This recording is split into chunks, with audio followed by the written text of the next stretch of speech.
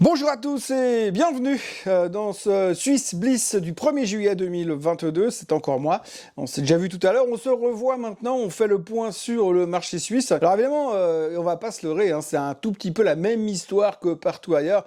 Aujourd'hui, quoi qu'on fasse sur le marché suisse, de toute manière, à la fin, eh bien, on est obligé quand même un peu de suivre ce qui se passe dans le reste du monde. On ne peut pas nier cette espèce de crise mondiale macroéconomique qu'on est en train de vivre, cette problématique inflationniste, cette problématique de hausse des taux, cette problématique de est-ce qu'on va réussir à s'en sortir? Est-ce que les marchés vont arrêter de baisser? Cette problématique de guerre qui continue à finalement renforcer encore le statut de safe haven pour la Suisse en général, puisqu'on voit que l'euro, enfin le franc suisse est toujours plus fort. D'ailleurs, on commence à se poser des questions un petit peu là-dessus. Est-ce que la BNS va pas devoir intervenir encore une fois? Bref, du coup, on est vraiment dans la même situation que le reste. Et donc, le seul bilan qu'on peut tirer de ce qui se passe aujourd'hui, c'est qu'indépendamment du fait que chez nous, l'inflation est un tout petit peu nettement moins forte que le reste, que la BNS joue avec un coup d'avance, contrairement à d'autres banques centrales, pour ne pas citer la BCE qui joue avec un coup de retard, eh bien, on est aussi dans une situation qui est négative sur les marchés financiers. Ça va pas bien du tout. On vient de vivre un semestre catastrophique. Et quand on regarde les performances globales des marchés et à l'intérieur même des indices, eh bien, évidemment, c'est pas beau comme le reste. Pourtant, on a quand même ce sentiment que ça va un petit peu moins mal qu'ailleurs, par rapport à ce qu'on entend, bien sûr, je veux dire, mais c'est vrai qu'on a ce sentiment où finalement, on subit un petit peu les conséquences du reste du monde, et puis, nous, le marché suisse suit un peu le mouvement, et s'en sort pas forcément mieux que les autres, même sur certains endroits, voire pire.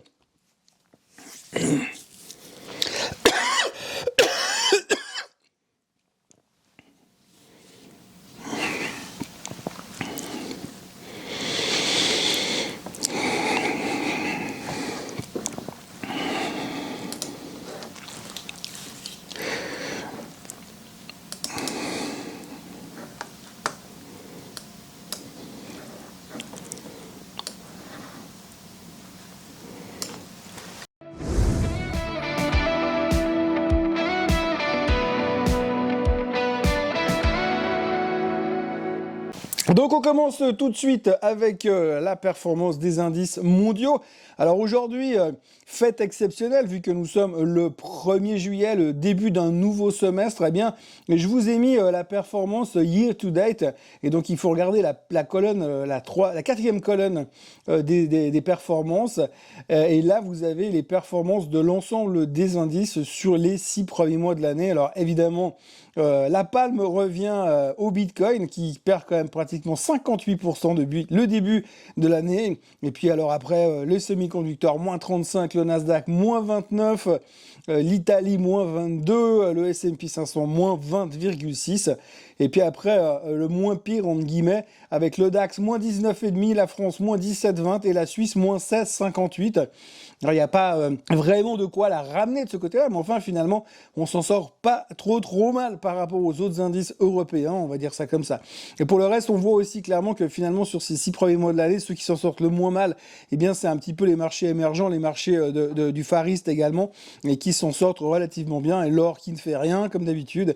Et puis, le pétrole, bien sûr, qui est le champion du monde, toute catégorie, de ce début d'année sur les marchés. Mais on voit que la Suisse, finalement, se retrouve un petit peu comme d'habitude au milieu de peloton, là, à l'endroit où on ne dérange pas. Si on regarde les performances du SMI, alors le SMI, à l'intérieur du SMI, il a de nouveau un Partners Group qui se fait massacrer, moins 43%. Donc forcément, une boîte d'investissement dans tout ce qui est private equity, aujourd'hui, où l'aspect croissance est complètement passé à la rue, plus personne n'en veut. Donc on est passé dans un autre monde, moins 43% donc sur ces 6 premiers mois pour Partners Group. 6K, moins 42%, Crédit Suisse, moins 38,9%, c'est pas une énorme surprise. Geberit aussi, pourtant à un moment donné, il va bien falloir reconstruire, on aura toujours besoin de tuyaux et de salles de bain et de WC. Je pense surtout à la reconstruction de l'Ukraine. Et puis Logitech qui se fait littéralement massacrer aussi, ça continue. Hein. Autant c'était les rois du monde il y a encore 6-8 mois en arrière, parce que tout le monde voulait bosser depuis la maison, il avait besoin de souris et de clavier, et Logitech est au fond du bac. Tout le reste, eh bien finalement, vous avec la longue liste qui s'affiche devant vous. On voit heureusement, et c'est aussi pour ça que le SMI est moins mal que le reste des indices européens, c'est Roche, Novartis et Nestlé qui finalement s'en sortent relativement bien. D'ailleurs, on notera Novartis qui est toujours un petit peu, on aime bien dire que c'est un peu le veau de la côte qui fait jamais rien. Et en fait, on voit aujourd'hui que Novartis termine quand même ces 6 premiers mois en baisse de 5, en positif de 0,71%. Et donc, ça nous sauve bien les fesses de ce côté-là. Mention spéciale pour Swisscom comme d'habitude, et puis qui fout jamais rien, et puis Zurich qui est un peu l'action parfaite de ce début d'année, puisque si vous aviez acheté de la Zurich au début de l'année, non seulement vous avez un dividende de pas loin de 6 ou 7% aujourd'hui, et puis vous avez en plus le titre qui est en hausse de 3,7% depuis le début de l'année. De là à dire qu'il fallait avoir que de la Zurich dans le portefeuille, il n'y a qu'un pas que je ne franchirai pas. Le SLI, alors le SLI, comme on le voit aussi, c'est les mêmes, on reprend les meilleures commandes, sauf que là on rajoute en plus AMS, Osram qui n'est pas dans le SMI, qui elle perd 48,18%, le groupe VAT en baisse de 49,9%, et le reste c'est pareil, de nouveau le trio de tête, Zurich, Swisscom, Novartis, qu'on salue au passage, et puis finalement l'UBS qui s'en sort quand même moins mal que le reste de pas mal d'actions en Europe et dans le secteur bancaire en particulier. Voilà, alors maintenant je vais vous faire un petit peu le tour, notre tour graphique habituel, je vais faire un petit peu le tour des titres qui étaient un petit peu à l'honneur cette semaine. Alors vous attendez pas à des miracles non plus, je veux dire on est vraiment dans le même mood que le reste du monde entier, même si parfois on trouve que c'est un petit peu injuste. Alors on attaque tout de suite avec Ashiko. Alors Ashiko, on va pas se leurrer, c'est pas non plus le blue chips du marché suisse, mais c'est vrai qu'en ayant été une ancienne fintech qui est devenue spécialiste du diagnostic médical, qui a des origines également indonésiennes au passage, elle a encore publié des chiffres dégueulasses, clairement dans le rouge. On l'a vu clairement que ces derniers temps, quand vous avez des résultats dans le rouge, c'est déjà pas bon, mais en plus si vous n'avez pas toutes les autres cases positives qui sont cochées, il n'y a aucune chance que le titre soit bien traité. Alors là, on est dans une micro-cap qui vaut quasiment plus rien, proche de zéro, mais elle a quand même réussi à perdre 27% sur l'annonce de ces chiffres. Clairement, par rapport à ce qu'on voit et ce qu'on lit dans la presse financière, la suite pour Ashiko, ce sera l'augmentation de capital ou probablement la faillite. Donc les deux cas, c'est un petit peu vachement délicat. Si on regarde le chart, c'est pas forcément plus encourageant. Alors vous voyez, je suis obligé d'aller tirer un peu sur le long terme. Enfin, le long terme, c'est vite dit, mais on remonte en juillet 2021 où ça valait encore à l'époque, dans les meilleurs moments, on va dire, dans les meilleurs moments de 2020, ça valait encore 1,62 au top, et qu'aujourd'hui on se traite à 0,0424, autant dire plus rien du tout. D'ailleurs, la baisse de 27% qui s'affiche cette semaine lors de la publication des résultats, comme vous le voyez, ça fait pas une grosse différence, puisqu'on le voit à peine sur le graphique, et clairement, c'est le fond du bac. Il va falloir que quelque chose se passe au niveau d'Ashiko, sinon j'ai peur que les prochaines nouvelles soient bien plus noires que noires, et que n'importe quel désespoir, comme je sais pas qui, comme dirait Johnny, non c'est pas Johnny, mais en fait peu importe. C'est vrai qu'aujourd'hui c'est assez angoissant ce qui est en train de se passer sur Ashiko, mais de nouveau c'est une micro-cap, donc il n'y a pas de quoi s'affoler non plus. Dans le secteur de la bouffe et consorts, on notera que Morgan Stanley qui est très négatif en ce moment sur les marchés, puisque leur stratégiste à New York envisage quand même une correction encore de 10% avant de rebondir sur les marchés en général.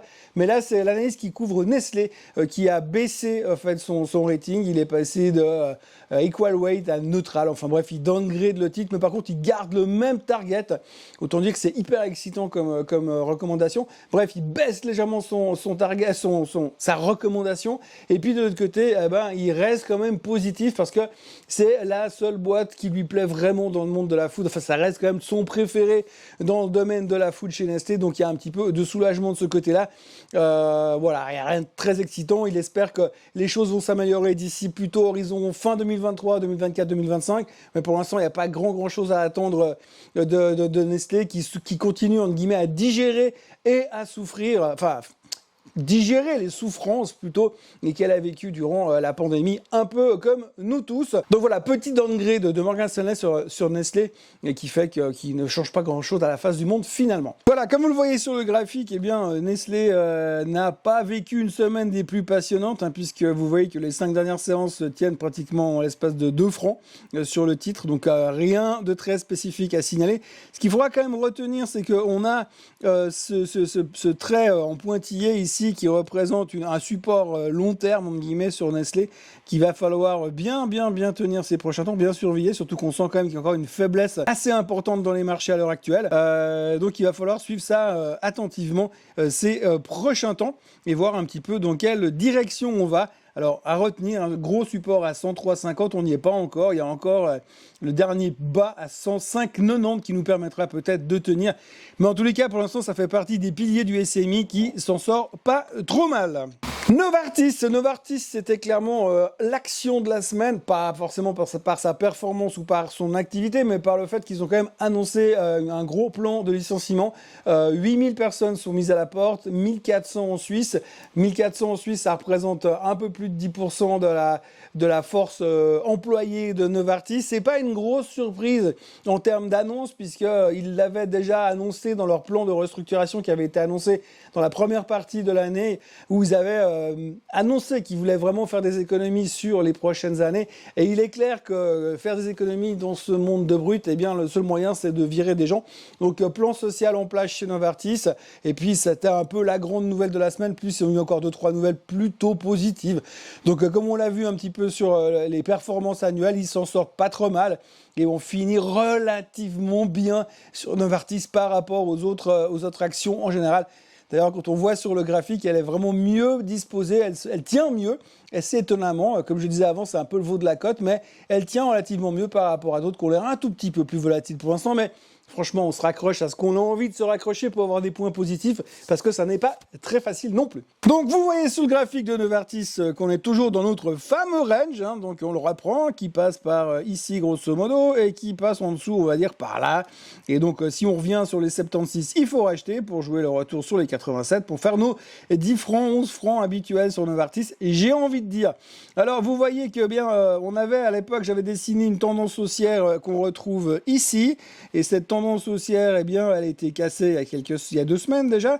Donc, on est bien revenu en dessous. Maintenant, on se bagarre avec notre moyenne mobile des 200 jours et il va falloir prendre une décision. Je dois dire que psychologiquement, si on pouvait terminer la semaine ce soir au-dessus du niveau de la moyenne mobile des 200 jours, c'est-à-dire au-dessus des 95 centimes, je serais très content, mais vu l'ambiance actuelle sur les marchés, ça promet d'être un petit peu compliqué. Donc pas grand-chose à signaler sur le graphique de Novartis. J'ai envie de dire que dans la tendance actuelle, il semblerait assez logique que finalement on revienne tester là en bas d'ici quelques semaines, et puis ensuite après qu'on puisse commencer à reconstruire, parce qu'on a vraiment ce sentiment qu'on peut avoir une faiblesse finale sur Novartis, un peu à l'image du reste du marché, parce qu'on a encore peut-être besoin de nettoyer, de rentrer dans cette phase de panique définitive où tout le monde va commencer à dégager et à dire foutez-moi la paix, je ne veux plus faire des actions et je veux plus qu'acheter de l'or et du 10 ans américain. Au niveau des financières, eh bien on est obligé d'y passer aussi. Globalement, l'UBS se comporte relativement bien. Elle a apparemment, c'est des rumeurs, rien n'était confirmé, mais apparemment elle est en discussion pour essayer de trouver des nouveaux investisseurs du côté américain, pour avoir de nouveau renforcé son actionnaire, surtout auprès des gens qui sont déjà actionnaires de l'UBS. Donc ça, c'est plutôt encourageant. Et c'est vrai qu'aujourd'hui, si on doit investir dans une seule banque suisse, ça paraît plutôt logique d'aller là-dedans, puisque de l'autre côté, on a eu encore une fois le Crédit Suisse qui a fait sa journée des investisseurs, tout d'abord, et qui, dans la foulée de ça, a été downgradé par 1 ou 2 brokers qui trouvent que c'est bien les mesures qu'ils prennent pour améliorer les choses, mais c'est un tout petit peu trop tard. Donc ça, c'est le Crédit Suisse, habituellement. Et puis en plus, vous avez vu cette semaine, le Crédit Suisse a également pris 2 millions de francs suisses ou 2 millions de dollars, c'est pas très important à ce niveau-là, d'amende pour leurs histoires de magouille ou de perte d'argent sur les clients russes ou je sais plus... géorgiens, voilà, les clients géorgiens. Donc ça reste très compliqué du côté Crédit Suisse, mais bon, c'est un petit peu business as usual depuis qu'on a commencé ce Swiss Bliss, et je crois qu'à chaque fois, on ne peut pas s'empêcher de trouver un truc de négatif sur le Crédit Suisse, et c'est pas de ma faute. Pas grand chose à dire au niveau du Crédit Suisse. Vous voyez les 2 flèches que je vous ai dessinées récemment, eh bien, elles ont toujours raison d'être, hein. Comme on dit toujours en finance, never catch a falling knife, et là, on est en plein couteau qui tombe. Il tombe doucement, le couteau, mais il tombe quand même, hein. Donc on voit vraiment que la tendance, elle est pas terrible sur le Crédit Suisse. On a encore... enfin, il n'y a aucune raison aujourd'hui de trouver un bottom, puisqu'en fait, à chaque fois, on fait un rebond et on se répète la figure derrière. On le voit encore très bien ces derniers temps, hein. Vous voyez, rebond ici et on casse derrière, rebond là et on casse derrière. Donc on a un peu l'impression que la logique, elle va dans cette direction. ce qui n'est pas super rassurant, mais en tout cas pour l'instant c'est un peu la direction que ça prend au niveau du Crédit Suisse. On espère juste pour eux que finalement ils vont peut-être se faire racheter par quelqu'un, ce qui serait le moindre mal qui puisse leur arriver aujourd'hui. Si on passe au niveau de l'UBS, eh bien comme vous le voyez, c'est là aussi relativement volatile, il y a du bon et du moins bon.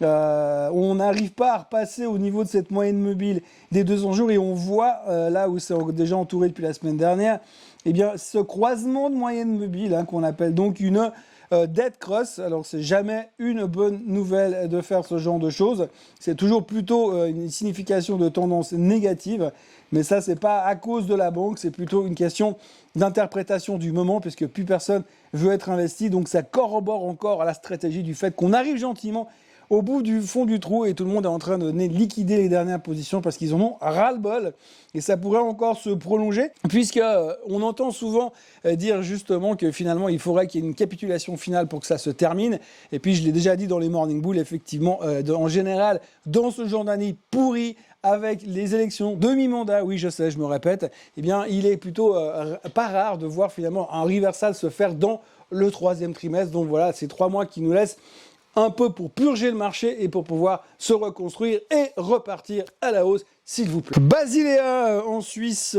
comme vous le voyez sur le graphique, eh bien, on a eu des relativement bonnes nouvelles sur Basilea cette semaine, puisque eh bien, ils ont indiqué avoir atteint les critères primaires et secondaires établis pour une étude clinique avancée qui s'appelle Eradicate 3 sur le ceftobiprole. Je le lis parce que c'est pas facile à retenir et à prononcer.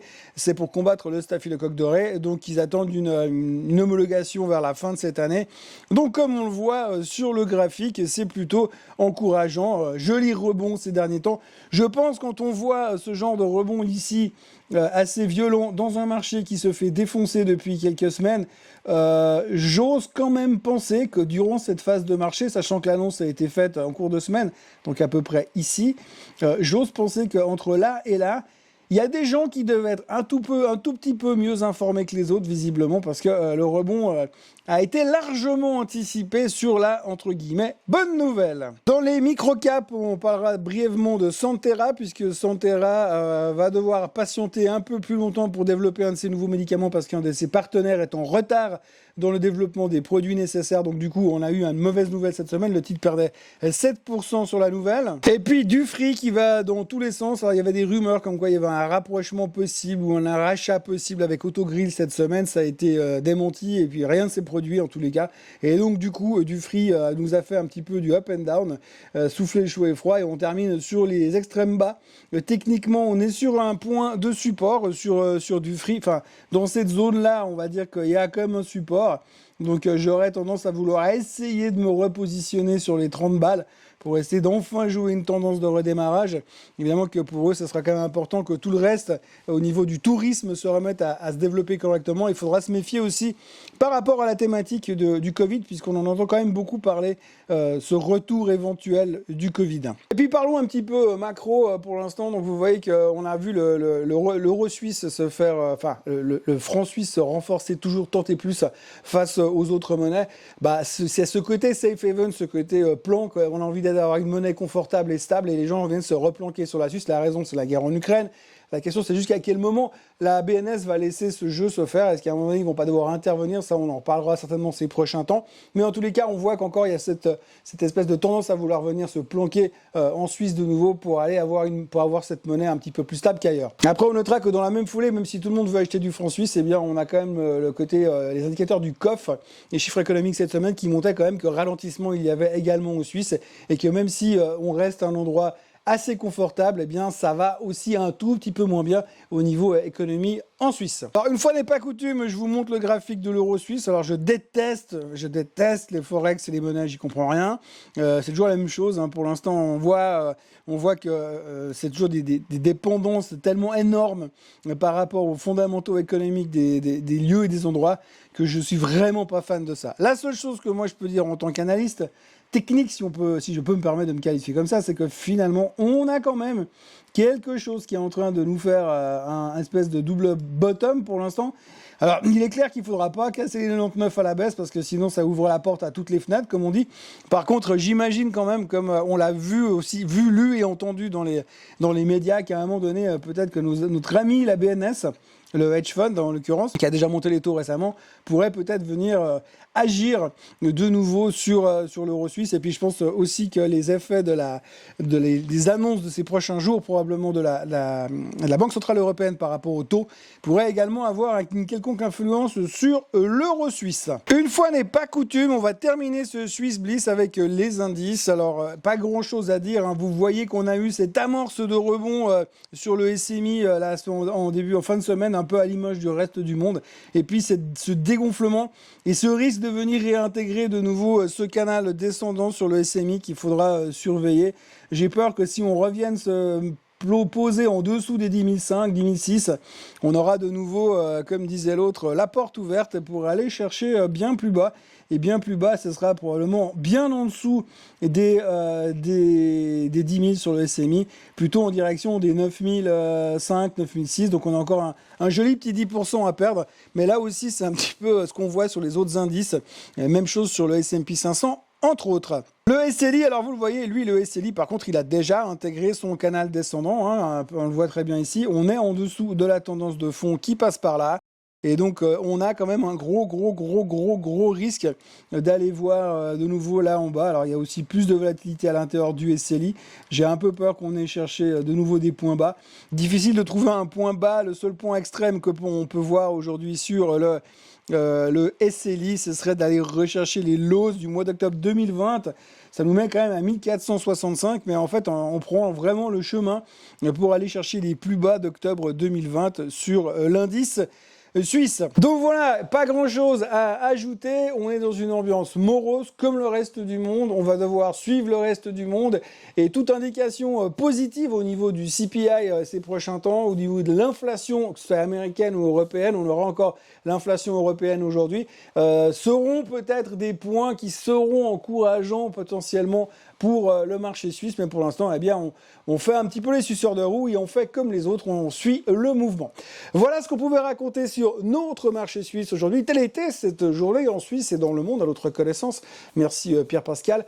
Je voudrais encore vous remercier d'avoir été ici. N'oubliez pas de vous inscrire à la chaîne Suisse Côte Suisse, enfin francophone maintenant. Comme je vous l'ai mentionné ce matin dans le Morning Bull Live, je serai donc en vacances, mais je vous retrouve quand même lundi pour faire des vidéos parce que même si je suis en vacances, d'où que je sois, je m'engage pendant ces 2 prochains mois à vous faire vos vidéos tous les matins, et y compris le Swiss Bliss le vendredi. Donc voilà ce qu'on pouvait raconter de tout ça. Je vous souhaite un très bon week-end, un très bon vendredi. On se revoit lundi. Je vous rappelle encore lundi que les États-Unis sont fermés parce que c'est Independence Day, ça va être un petit lundi. Mais d'ici là, profitez bien du week-end qui s'annonce ensoleillé. Bye bye.